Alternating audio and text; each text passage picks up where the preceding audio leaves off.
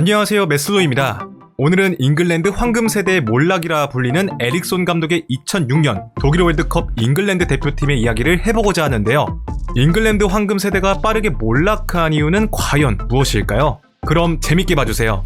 잉글랜드는 자국의 리그 수준만 보았을 땐 감히 우승 후보로 꼽을 수 있으나 매번 메이저 대회에서 드는 성적표는 좋지 않았습니다.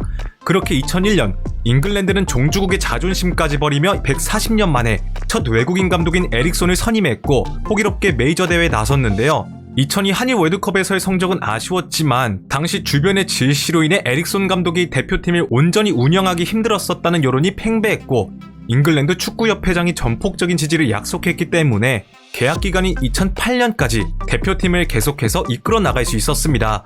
그리고 이 시기에 잉글랜드 황금세대가 등장하며 잉글랜드는 최고의 스쿼드를 구축하게 되는데요. 하지만 이들은 독일 월드컵에서 8강 탈락이라는 저조한 성적표를 들어올리고 말았습니다. 그렇다면 잉글랜드 황금세대가 몰락해버린 이유 본격적으로 알아보도록 하겠습니다. 잉글랜드는 고집스러울 만큼 독일 월드컵에서 잉글랜드 특유의 전통 스타일을 유지했습니다. 당시 프리미어리그의 많은 팀들이 사용하던 4-4-2 시스템을 기반으로 하되 한 명의 수비형 미드필더를 기용하는 다이아몬드 형태의 진영을 고수했는데요. 문제는 이러한 시스템이 당시 세계적인 전술적 흐름과 거리가 멀었다는 것입니다. 에릭손 감독은 1990년대 중반부터 불기 시작한 투볼란테 기용 방식과 볼 점유를 통한 경기 주도 방식에 대해선 전혀 거들떠보지 않았습니다. 이 당시 세계 축구는 압박의 극대화, 강력한 수비 축구가 대세였는데요. 이러한 이유로 독일 월드컵에서 나타난 특이한 형태 중 하나가 수비 라인의 플랫포, 투볼란테 시스템이었습니다. 지역 방어를 우선시하는 플랫포를 통해 공간을 최소화하여 협력 수비를 펼치고 투볼란테 시스템으로 중원 숫자 싸움에 힘을 더해 압박을 극대화하는 방식이 득세를 이뤘었죠. 그리고 정도의 차이만 있지 많은 팀들이 빠른 공수 전환을 통한 전원 공격, 전원 수비 전술을 구현하고 있었습니다.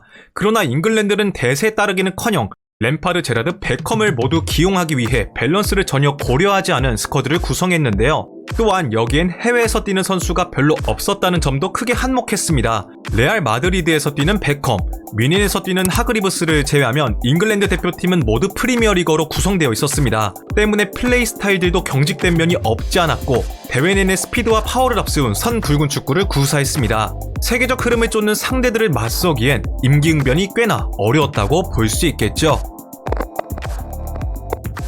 잉글랜드는 애당초 독일 월드컵에서 좋은 성적을 낼 것이라며 전망이 매우 밝았었습니다.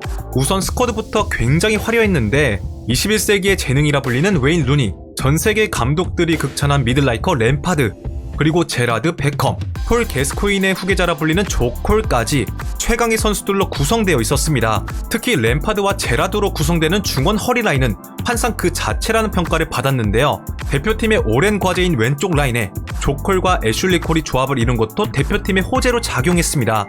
그러나 조별 예선에서 이들이 보여준 경기력은 매우 처참했습니다. 파라과이, 트리니다드 토바고, 스웨덴을 상대로 무패를 기록하긴 했지만 경기 내용은 투박하고 힘겨웠는데요. 16강 에콰도르전에서도 졸전을 거듭하며 경기 내내 경기 주도권을 잡지 못하는 모습을 보였습니다. 특히 램제 중원 라인이 에콰도르의 압박에 능력을 전혀 발휘하지 못하는 모습을 보였죠. 잉글랜드는 후반전에 터진 베컴의 강력한 프리킥 결승골로 겨우 8강에 진출할 수 있었던 것이었습니다.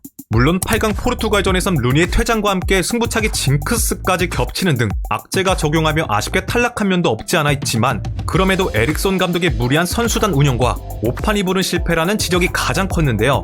에릭손 감독은 최종 엔트리 23명 중 전방 포워드 4명을 포함시키며 일종의 도박을 감행했습니다.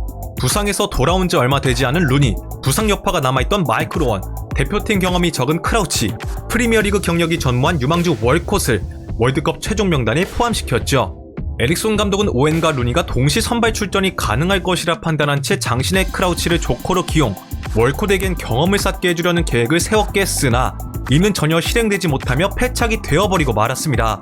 우선 오웬은 대회 중 부상 후유증으로 중도 하차했습니다. 크라우치는 크게 중용받지 못했고 공격진 중 가장 중요한 루니는 부상의 여파로 조별리그 3차전서부터 선발 출전하기 시작했는데요. 결과적으로 오웬과 루니는 이 대회에서 부진한 모습을 보이며 단 한 골도 넣지 못했습니다. 당연히 이들의 부진은 미드필더들의 부담으로 이어졌습니다. 특히 램파드가 공수의 부담을 많이 짊어지게 되면서 미들라이크의 면모를 전혀 보여주지 못했죠. 결국 에릭손 감독은 이러한 상황을 타개하기 위한 방법으로 대회 도중 출전 경험이 적은 하그리브스를 선발로 기용하는 등 실험적인 선택을 했지만 사실상 실패로 돌아가고 말았습니다.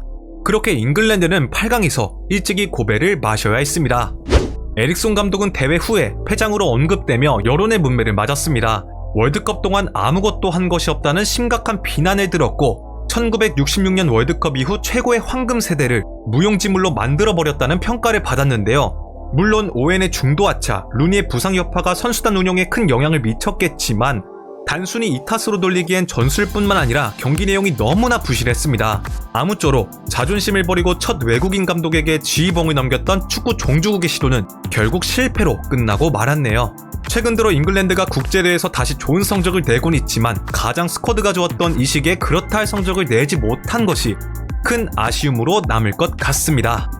자, 지금까지 잉글랜드 황금 세대의 몰락이라 불리는 에릭손 감독의 2006년 독일 월드컵 잉글랜드 대표팀에 대해 알아보았습니다. 재밌게 보셨다면 좋아요와 구독을 부탁드리며 다음에는 더 재밌는 컨텐츠로 찾아뵙도록 하겠습니다. 감사합니다.